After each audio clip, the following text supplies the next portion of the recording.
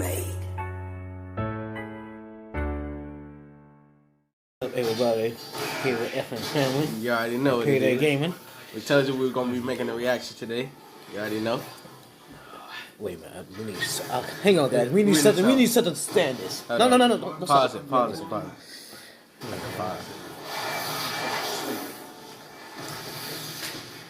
Is they gonna be able to hear us with that on? Did we get him? Crazy. We might have to go in your room or something.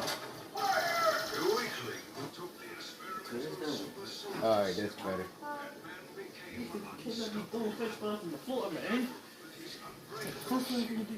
Okay. Are you ready? Wait a minute.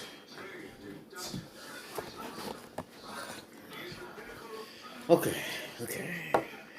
Yeah, so it won't fall over. Alright, there we go. Oh, and I can move it up if we needed to. So it won't lean. Alright, ready? This one I It's sold an ad, for sorry about that. $952. Turn this up.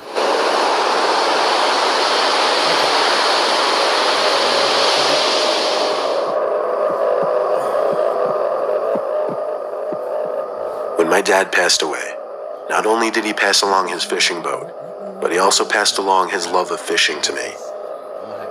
The boat is a Rodman 1250, which has a decent-sized cabin, allowing me to go overnight deep-sea fishing. I usually fish off the coast of Mississippi, and would sail for an hour out to sea, then stop and spend the rest of the day fishing. That's exactly what I did one Friday, taking my cousin Jack.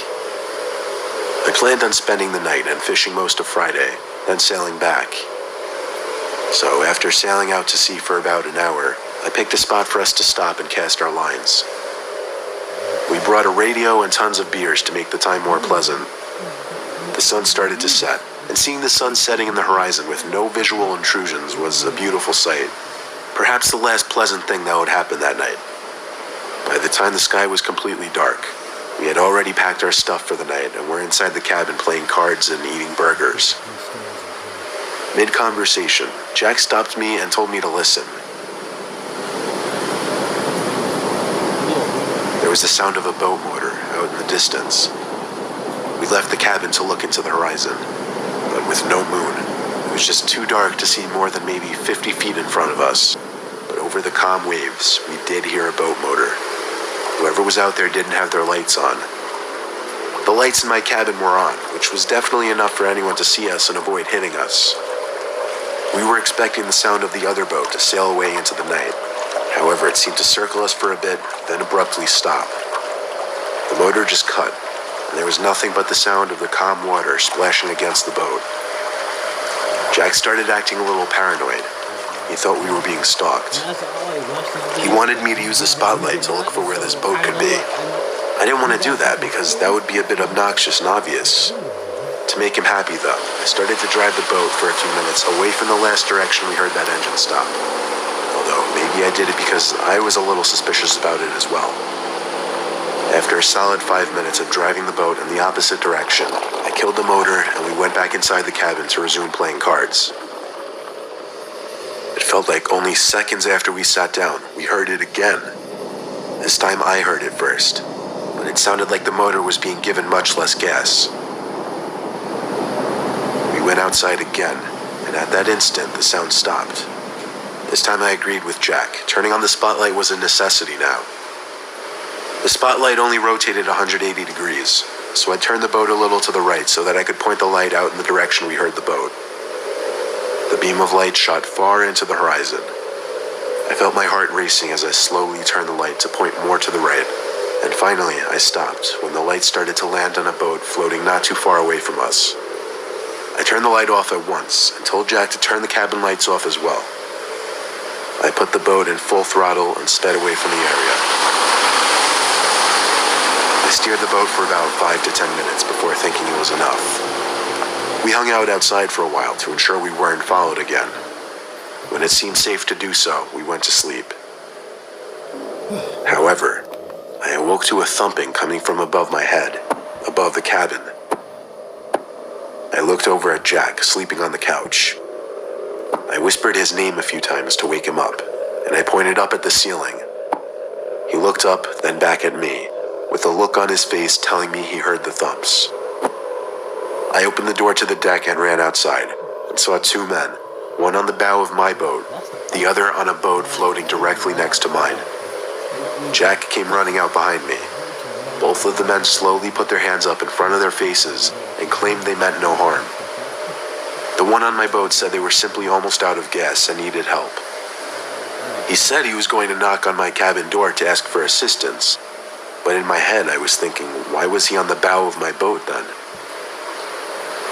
I very low-key flicked Jack's thigh to indicate to him that I was getting ready to do something rash. The guy stepped down from the front of the boat to the lower deck, right in front of Jack and I. He was significantly taller and bigger than us. He looked at me for a few moments, then reached out his hand, expecting a handshake, without saying anything. I knew something was about to go down with these guys, and for all I knew, that could start with my shaking his hand. Instead of shaking his hand, I pushed the guy overboard into the water with all my strength.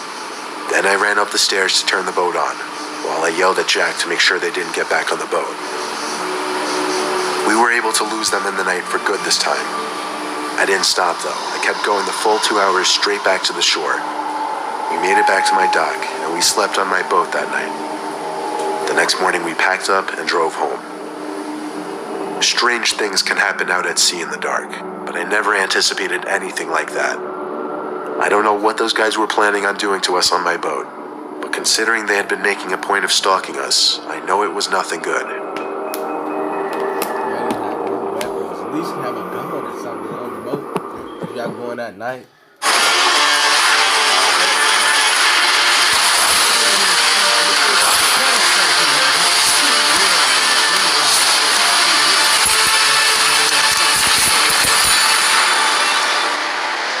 God, we got a new DLC, Lust. Ooh.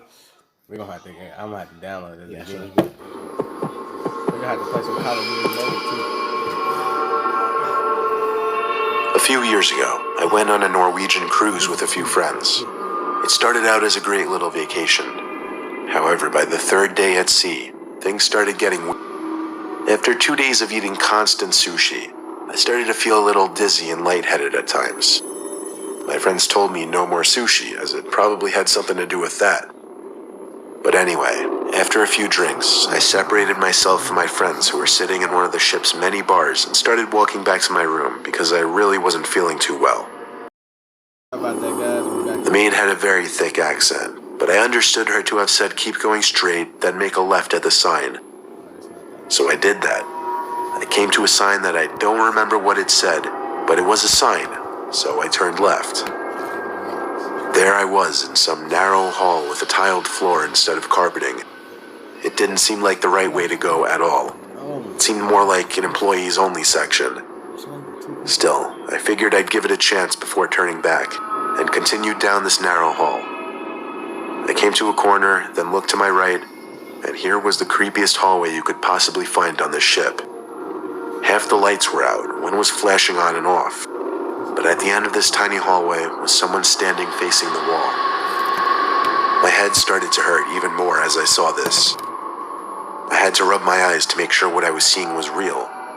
But when I moved my hands away from my eyes, the person standing by the wall was now looking at me. Considering they were standing in the dark section of this hallway not lit up by lights, I couldn't really see much about their actual face, other than I knew they were looking at me. I turned and went back the direction I came.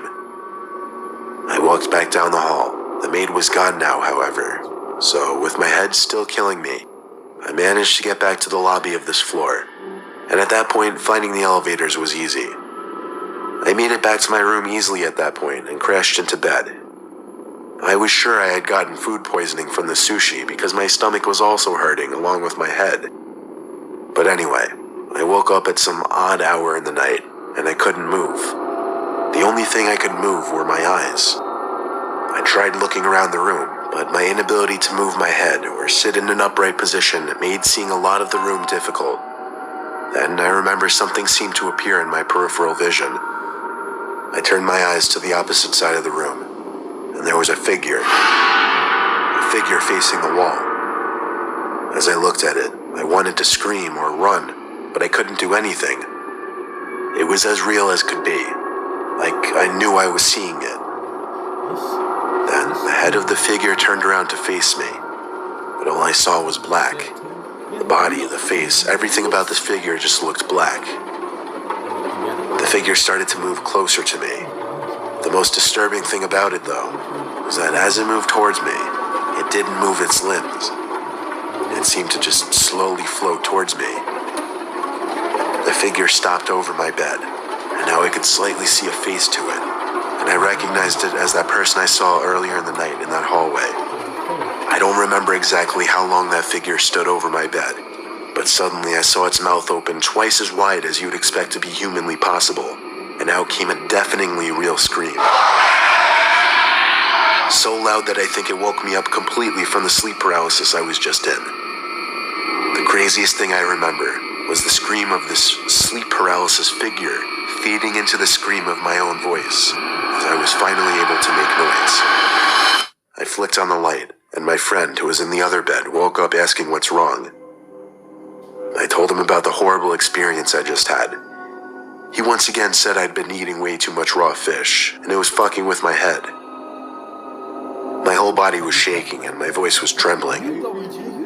I went back to sleep and don't remember having another dream that night. But I still wonder if that person I saw in the hallway was real or not, because I'm 90% sure that's the hallucination I had in my paralysis.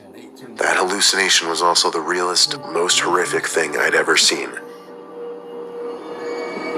Part 3, guys. My name is Tanya Cup. I have a daughter. Her name is Anastasia. She's 8 years old. That's man. I live on the east coast of United States. Recently I moved to Florida from Georgia, and I figured it would take a couple days to sail my boat down there to our new waterfront house. I didn't have any cars with a tow hitch to carry the boat, let alone a trailer to carry it with. So sailing it seemed like the best option, while my wife finished up moving the rest of the stuff to our new house. I kissed my family goodbye and set sail. None of them were really willing to come with me on this adventure, and I didn't blame them. But anyway, I brought enough food and gas to last me the whole trip. The first day was a breeze. I got some sleep, then sailed for 10 hours the next day, with breaks in between, of course. By nightfall, I went to bed in the cabin. Sleeping in a rocking boat isn't exactly the easiest thing to do, so I was up for hours, rolling around on my sides, trying to find a comfortable position, trying to press my head firmly enough into the pillow, thinking it would hide the unbearable feeling of the boat rocking over the ocean surface. Eventually, I heard sounds coming from above my head that I could best describe as small thumps. Did it sound like someone walking on my boat? I couldn't tell yet. With a medium-sized fishing boat floating out in the ocean, random sounds like creaks and thumps are going to be made. But these thumps were coming so rapidly and consistently, I started to get sick with the thought that someone out this far could be on my boat. I had to get out and look, but I wanted to be quiet. So I opened the cabin door very slowly, but before I could even open it all the way, I heard a big splash in the water. It sounded to me like someone or something jumped into the water. I was honestly scared I wasn't alone, even though it made no sense to me. I didn't want to go outside, but I felt I should move the boat away from whoever or whatever was out there in the water. So I ran outside to the cockpit and started the boat engine. I gave the boat some gas and got myself the hell away from there. Immediately, I heard my boat bump into something in the water. Not something heavy enough to cause any kind of impact, but heavy enough to hear it and slightly feel the boat bump. I didn't see what it was because, to be honest, I wasn't paying attention to whatever was out in the water. Plus, the lights weren't on. Anyway, I sailed for a few hours in the deep night because I was wide awake anyway. When I started to get tired, I killed the motor and went back to bed. Emphasis on the word bed, not sleep. Because even though I felt tired, I was still having trouble falling asleep. I figure half an hour passed and I started hearing more thumps. This time the thumps seemed louder and more clear for some reason. In a split second, my heart started racing again. The thumps were consistent and deliberate sounding again. No way it was just boat noises. I felt like I was being followed by someone. I couldn't just sit there and hide in the cabin like this all night. I had to sum up the courage to go outside again. But when I checked, there was no one on the entire boat. Was it my imagination? Were the sounds really just coming from the boat? I decided that must have been the case, and once again went back inside the cabin to bed. I lay there, extremely silent now, trying to listen for any little noise. And when I did this, I heard something. I knew I did. It wasn't the sound of thumping or anything like that. I had to perk up my ears to really pay attention, and I figured out what I was hearing. It wasn't the sound of the wind outside or the water hitting the boat. It was the sound of someone breathing. It was not the sound of my breathing, but someone else's. It was coming from inside the cabin, of course. I panicked, but I tried to maintain composure so to not make it obvious. I got out from the bed, walked outside the cabin, and locked myself in the cockpit. I intended on sailing until I could find a dock by the shore. There's a small window that looks into the cockpit from the cabin. It has a curtain. I turned every minute or so at least once to look back at it, expecting to see someone watching me. And one of the times I looked back, I did see someone. The curtain was curved up a little bit in the corner, and I saw someone's eye, and maybe a quarter of their face peeking into the cockpit. I turned away right away, acting like I didn't see them. I had the thought, what if it was my young son trying to scare me? But it wouldn't make sense. I saw him waving goodbye when I set sail from the house. It was 3 or 4 tense hours of hell, thinking at any moment someone could break into the cockpit and stab me, but I made it to shore and sailed through the narrow canal. I had already called the cops 15 minutes earlier, requesting they have a few officers waiting at the dock I was headed to. It was still dark out, but I saw people standing on the dock, and I couldn't have been more excited to get there. When I stopped the boat next to the dock, I came out from the cockpit screaming at the officers to help, pointing at the cabin door. The 2 officers went into the cabin with their hands on their pistols, and 10 seconds later, I heard them yelling at someone. They pulled out some guy with really long, gray, wet hair and a similar beard, wearing wet, skinny, ripped jeans and a gray t-shirt. They had him in cuffs as they walked him past me. He looked at me and just laughed this insanely off-putting laugh. The guy looked and sounded like a meth head, the best way I could describe him. The police questioned him, but he never answered anything as to how or when he got on my boat, or what he was trying to do.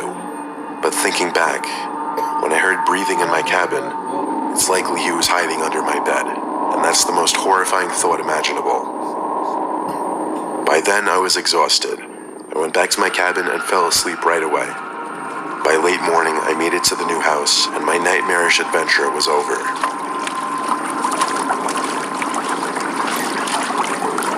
Okay, guys, thanks for watching this reaction video. You can do the outro. Make sure y'all go subscribe to Payday Gaming, and make sure y'all go subscribe to my channel, fmfmfamily. Y'all already know what it is.